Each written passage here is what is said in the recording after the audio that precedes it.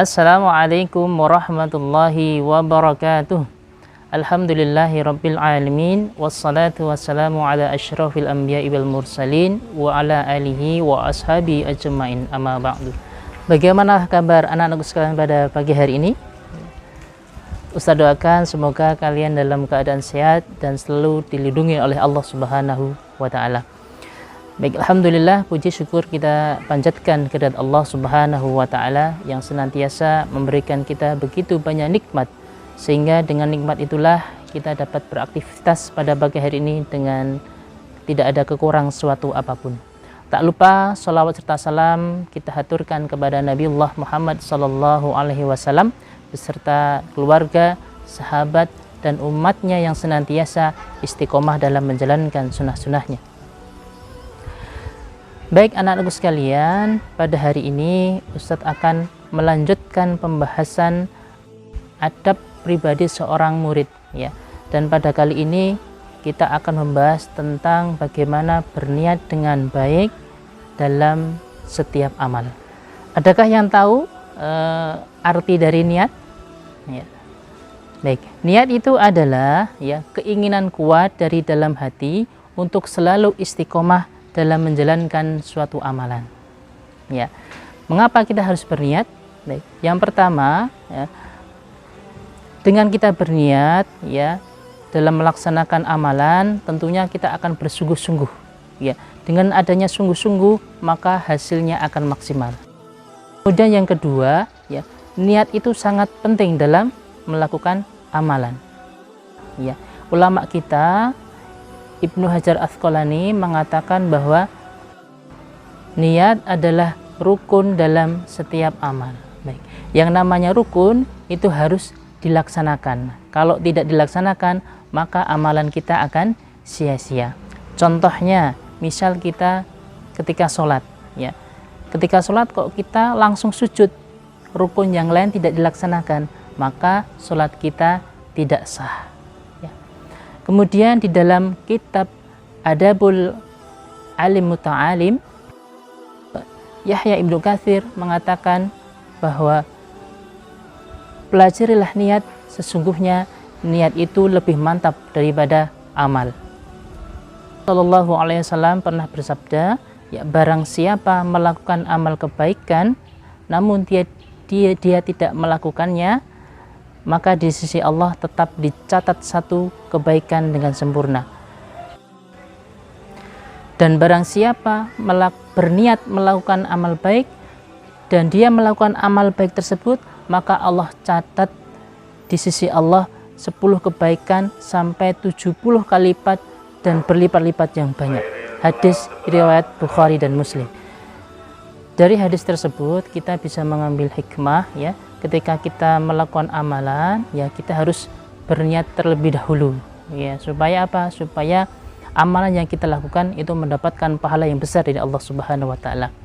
Nah, dari hadis tersebut juga kita bisa kasih contoh, ya. Misalnya kita ingin tidur, ya. Kita berniat ingin tidur untuk istirahat, ya, supaya kita besok pagi lebih bisa beraktivitas dengan baik dan beribadah dengan baik. Sekaligus itu kita niatkan sholat malam, ya. Misalkan saja kita tidak bisa bangun pada saat sholat malam, ya, tetapi Allah sudah mencatat satu pahala niat sholat malam kita. Seandainya kita bisa bangun dan bisa melaksanakan sholat malam, maka Allah akan mencatat pahala niat kita dan pahala sholat malam kita, dan Allah akan membalas berlipat-lipat ganda. Ketika kalian ingin belajar, maka berniat terlebih dahulu. Nah, Allah akan catat satu pahala berniat kalian. Nah, maka ketika kalian melaksanakan aktivitas belajar itu, maka Allah akan menambah pahala tersebut berlipat-lipat. Anak-anakku sekalian yang insya Allah dirahmati Allah Subhanahu wa ta'ala, ya, jangan sampai niat kita salah, ya, karena kalau niat kita salah, amalan apapun yang kita lakukan tidak akan diterima oleh Allah Subhanahu wa ta'ala. Ustadz teringat satu hadis, ya, dari riwayat Imam Muslim, ya. Pada intinya ada 3 golongan manusia yang akan pertama masuk neraka. Yang pertama, orang yang mati syahid. Dia hanya ingin disebut sebagai mujahid.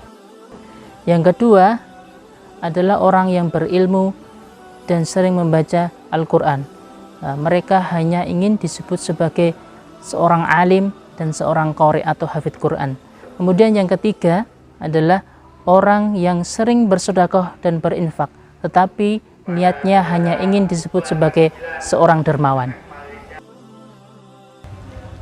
Anak-anakku sekalian, Rasulullah SAW pernah berpesan kepada kita semua, innamal a'malu binniyat. Sesungguhnya amalan itu tergantung pada niatnya. Wa innama likulli imri'in man nawa. Sesungguhnya seseorang itu akan mendapatkan apa yang diniatkannya. Niat itu bagaikan benih. Jika kita salah menanam benih, maka kita tidak akan menuai hasil yang baik. Tapi sebaliknya, jika kita menanam benih dengan baik, setiap hari dirawat, maka kita akan menuai hasil yang banyak dan melimpah. Begitu juga dengan niat. Jika niat kita salah, maka amalan kita akan sia-sia. Tetapi jika niat kita itu benar, ikhlas karena Allah, insya Allah Allah akan memberikan keberkahan dan pahala yang berlipat ganda. Anak-anak sekalian, maka dari itu marilah kita jaga niat kita setiap hari, setiap waktu, agar amalan-amalan yang kita lakukan dapat diterima oleh Allah Subhanahu wa Ta'ala. Ibnu Al-Mubarak mengatakan bahwa amalan yang besar bisa dibuat kecil karena niatnya. Amalan yang kecil itu bisa dibuat besar karena niatnya pula. Baik anak-anak sekalian, demikian yang Ustadz bisa sampaikan. Ya, semoga motivasi pagi ini dapat bermanfaat untuk kita semua. Kurang lebihnya Ustadz maaf. Ustadz akhiri. Assalamualaikum warahmatullahi wabarakatuh. Bangkit dan majulah, pandu hidayah, raih kemuliaan dengan cahaya Islam.